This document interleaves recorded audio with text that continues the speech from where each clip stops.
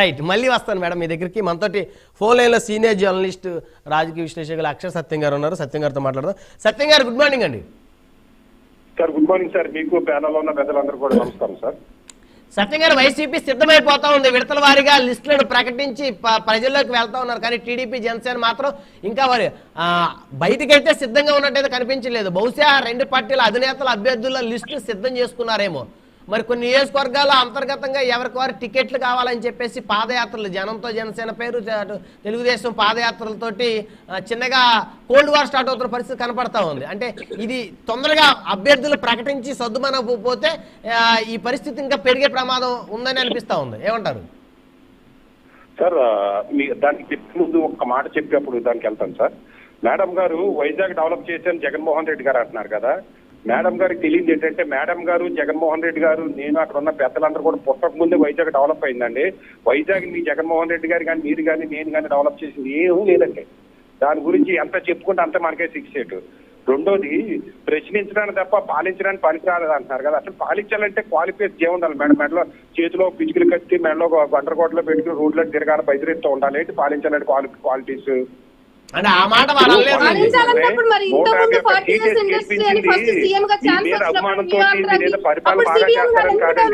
చంద్రబాబు నాయుడు గారు చేసిన కులపాలనకి వ్యతిరేకంగా చంద్రబాబు నాయుడు గారు ఒకటైపోయారనే వ్యతిరేకతో చంద్రబాబు నాయుడు గారి వ్యతిరేక ఓటుతోటి మిమ్మల్ని గెలిపించారు. కానీ మిమ్మల్ని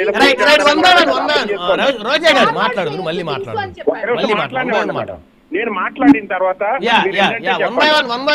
మాట్లాడినప్పుడు మేమేం మాట్లాడలేదు కదా. మీరు మాట్లాడినప్పుడు మేమేం మాట్లాడలేదు కదా. కంటిన్యూ చేయండి, సమయం తక్కువగా ఉంది, చర్చ అర్థవంతంగా సాగాలి. మీకు ఏదో మీరు ఏదో చేసేస్తారని కాదు, ఆల్టర్నేటివ్ లేక మీ రెండు కుటుంబాలను ఎన్నుకోవడానికి ఏంటంటే ఆల్టర్నేటివ్ లేక మిమ్మల్ని గెలిపించింది. అదే చంద్రబాబు నాయుడు గారు తప్పు తెలుసుకుని, ఇప్పటికైనా తప్పు తెలుసుకుని చేసిన తప్పుల్ని సరిదిద్దుకుని పరిపాలిస్తారని ఆశతోటి పవన్ కళ్యాణ్ గారు తెలుగుదేశం పార్టీతోటి జతకట్టారు. వీళ్ళు చేస్తున్నది ఏంటి? ఇప్పటికి కూడా చంద్రబాబు నాయుడు గారు ఏబిఎన్ రాధాకృష్ణ గారు ఏ లిస్టులు ప్రకటిస్తే ఆ లిస్టుల మీద ఏబిఎన్ రాధాకృష్ణ గారి మీద సీఎం లోకేష్ గారు డిసైడ్ చేస్తారు. ఆధారపడితే మళ్ళీ మీరే అధికారంలోకి వస్తారు. చంద్రబాబు నాయుడు గారు మళ్ళీ ప్రతిపక్షంలో కూర్చుంటారు. చంద్రబాబు నాయుడు అనుకు పగటికల్గానే వేస్తున్నారేమో. నిన్న 12 సీట్లు ప్రకటించేశారు ఏబిఎన్ రాధాకృష్ణ గారు.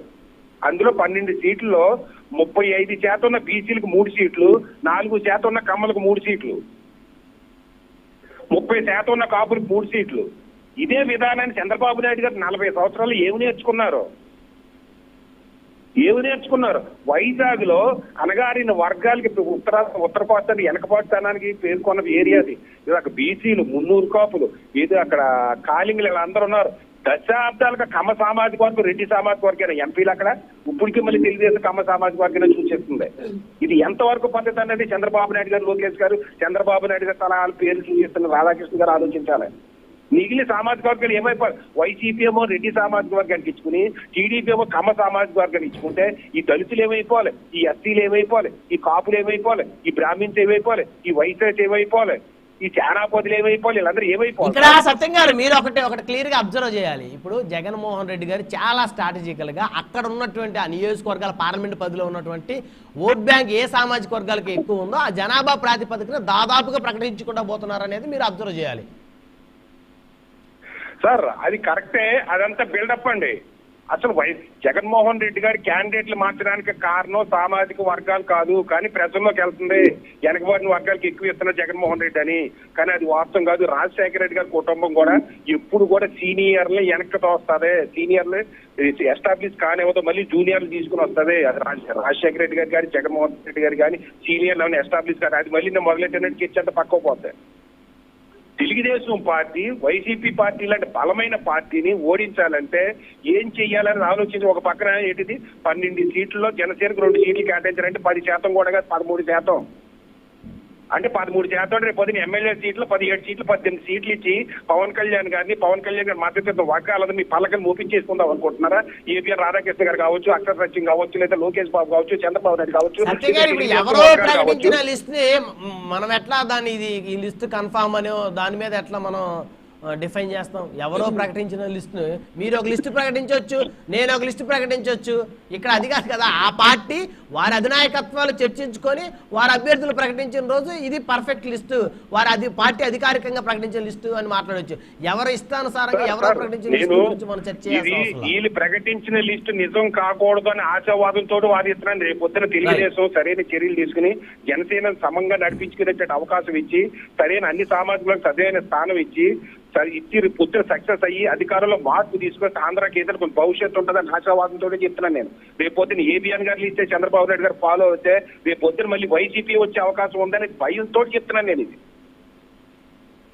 సత్యశ్రీ ప్రసాద్ గారి ద్వారా తెలుగుదేశం పార్టీకి ఏదైనా మెసేజ్ వెళ్తే చర్యలు తీసుకుంటారో మళ్ళీ చెప్తున్న పవన్ కళ్యాణ్ గారి ఆయన స్థితప్రజ్ఞుడు కావచ్చు, అతనికి సీఎం హోదా అవసరం లేకపోవచ్చు, లేదా ఇంట్రెస్ట్ లేకపోవచ్చు, కానీ పవన్ కళ్యాణ్ గారు మద్దతు ఇస్తున్న వర్గాలందరూ కూడా సీఎం పోస్ట్ నాటిస్తున్నాయి.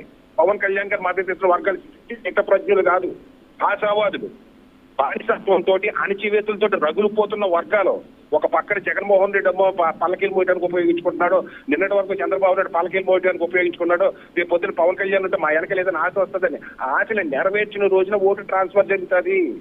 దాన్ని కించిపరిచే వార్తలు పచ్చ మీడియాలోనే రాకూడదు, తెలుగుదేశం ప్రకటన మాట్లాడకూడదు, అలాగే జనసేన కూడా తెలుగుదేశం కించిపరిచేటట్టు మాట్లాడకూడదు. నేను రెండు వర్గాలుగా చెప్తే ఇద్దరికే చెప్తున్నా, ఇద్దరు కలిసిమెలిసి ఇద్దరు ఒకరి ఇంపార్టెన్స్ ఒకటి గుర్తించి సీట్లు సరిగ్గా చేసుకున్న రోజునే వైసీపీ లాంటి పార్టీని ఓడించగలరు. వైసీపీ తను ఏం తప్పులు చేస్తుందో పక్కోటి మొత్తం వస్తుంటది. ఏదో మేమేదో చాలా పరిపాలించేసామంటున్నారు. మీరు పరిపాలిస్తే మీ చెల్లి మీ వెనకాల ఎందుకు రాదండి మేడం? జగన్మోహన్ రెడ్డి గారు అంత బాగా పరిపాలిస్తే చెల్లి ఎందుకు రాదు, తల్లి ఎందుకు రాదు, పినతండ్రి కూతురు ఎందుకు రాదు? మీ వెనకాలను పోటీ చేసిన ఎంపీలు పార్టీలు ఎందుకు మారిపోతారో, మీరు పోటీ చేసిన ఎమ్మెల్యేలు పార్టీలు ఎందుకు మారిపోతారో, మీ నవరత్నాలు సక్సెస్ అయితే 80 మందిని ఎమ్మెల్యేలు మార్చాల్సిన పరిస్థితి కర్మ మీకు ఎందుకు వచ్చింది?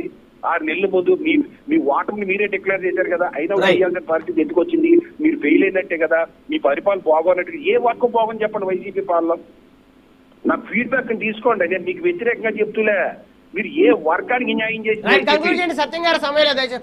ఒక కాపులకి చేశారా, ఒక దళితులకి చేశారా, ఒక ఉద్యోగస్తులకి చేశారా, ఒక రైతులకి చేశారా, ఒక అంగన్వాడీలకి చేశారా, ఒక మహిళలకి చేశారా? ఎవరికి చేశారు మేడం మీరు పరిపాలన? సత్యం గారు సామాజిక వర్గానికి అన్ని పదవులు ఇచ్చుకుంటూ పోతే సరిపోతుంది, అదేనా సామాజిక న్యాయం? ధన్యవాదాలండి సత్యం గారు, ఫోన్ కాల్ అందుబాటులోకి వచ్చినందుకు. శాంతి ప్రసాద్ గారు.